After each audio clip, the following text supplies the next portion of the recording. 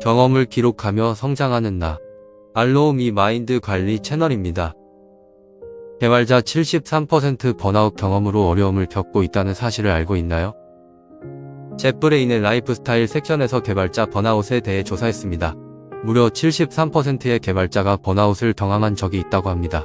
사실 번아웃은 직장인이라면 누구나 경험을 할 수 있는 환경에 있습니다. 번아웃은 장기간에 걸쳐 심리적, 정서적, 신체적 스트레스로 지나치게 일에 몰두하던 사람이 어느 시점에서 갑자기 모든 에너지가 타버린 연료와 같이 피로감을 느끼고 무기력해지는 것을 말합니다.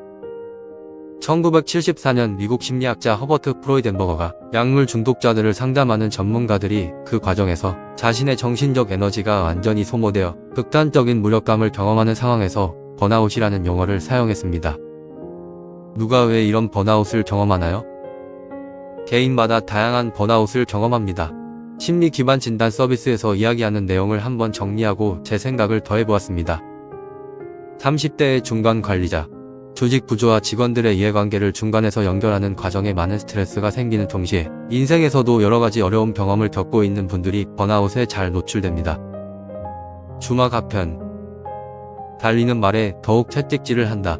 현재 다양한 업무를 혼자서 잘하고 있으니 앞으로도 더 잘할 수 있고 더 잘하라고 채찍질을 합니다. 업무를 진행하다 보면 주위에서 쉽게 확인할 수 있습니다.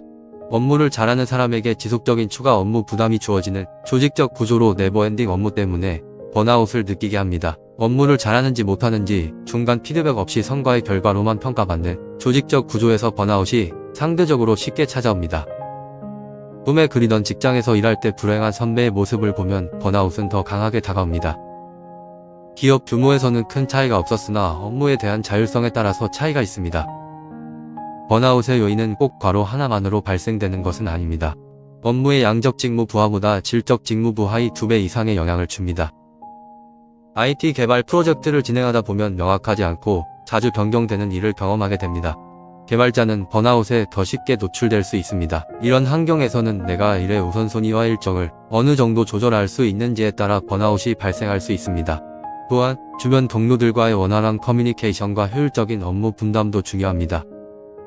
힘든 업무와 자주 변경되는 일을 동시에 경험하는 분들은 빠르게 번아웃이 나타나기 때문에 업무의 밸런스가 상당히 중요합니다. 저도 최근 스타트업에서 근무하면서 자주 변경되는 일과 많은 업무량으로 어려움들이 있지만 다행히 업무 우선순위와 일정을 어느 정도 조절할 수 있는 권한이 있기 때문에 번아웃의 외줄타기에서 벗어날 수 있는 것 같습니다. 번아웃은 개인의 특성이 반영된 내부적인 요소와 외부적인 요소 같이 맞물려서 힘든 상황으로 발생됩니다. 또한 코로나 시기 재택근무로 사회적인 고립감을 느낄 때도 많은 사람들이 번아웃을 경험했습니다. 매우 다양한 상황과 이유로 전 세계 많은 사람들이 번아웃을 느끼게 됩니다. 그럼 번아웃 전조 증상 4가지를 알아보겠습니다. 첫째, 평소 자신이 즐겁던 일이 더 이상 흥미를 느낄 수 없고 즐거움이 없다. 둘째, 좋아하는 음식과 취미 활동 역시 아무런 감정이 들지 않을 수 있습니다. 셋째, 일하면서 긍정적인 느낌과 성장하고 있다는 감정과 생각이 들지 않을 때. 마지막으로 좋아하는 사람을 만났는데도 이전보다 행복한 느낌이 들지 않고 그 시간들이 반복적으로 나타나면 번아웃의 신호인지 한번 생각해 볼 필요가 있습니다. 번아웃에는 여러 가지 요인들이 있기 때문에 내가 가진 특성을 이해하고 조직 차원에서의 노력이 중요합니다. 그럼 번아웃을 해결하기 위해 무엇이 필요할까요? 지금부터 번아웃을 해결하기 위한 5가지 방법을 소개합니다. 첫째, 나를 알아보는 혼자만의 시간을 확보하는 것이 중요합니다. 어떤 부분이 나를 힘들게 하고 어떤 부분은 나에게 동기부여와 효능감을 주는지 나 자신을 이해하는 것이 큰 도움이 됩니다. 내가 좋아하는 것, 싫어하는 것, 지금 하고 싶은 것, 바꾸고 싶은 것들, 나의 선택과 행동에 대한 것을 지속적으로 돌아보는 것이 중요합니다. 내가 하는 일의 작은 노력에 대한 의미를 생각해 봅니다. 둘째, 끊임없는 남과의 비교를 멈추기. 프로젝트 진행 시 언제나 코딩이 즐거워 보이는 개발자를 만나기도 합니다. 그들은 퇴근 후에도 항상 코딩과 최신 기술을 학습하며 끊임없이 성장한다고 생각하며 나와 비교합니다.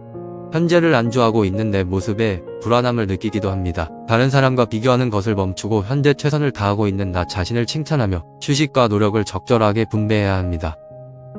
셋째, 작은 성취감 느끼기. 번아웃을 느끼면 일상의 기본적인 일들도 하기가 싫어집니다.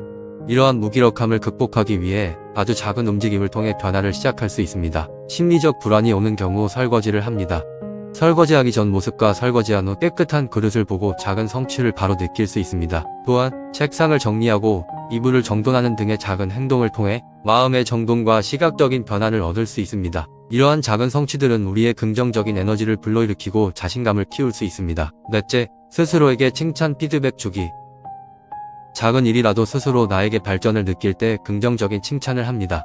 그것 자체로 뇌는 심리적 보상을 받습니다. 다섯째, 나의 업무와 상관없는 초보자 분야를 시작하기.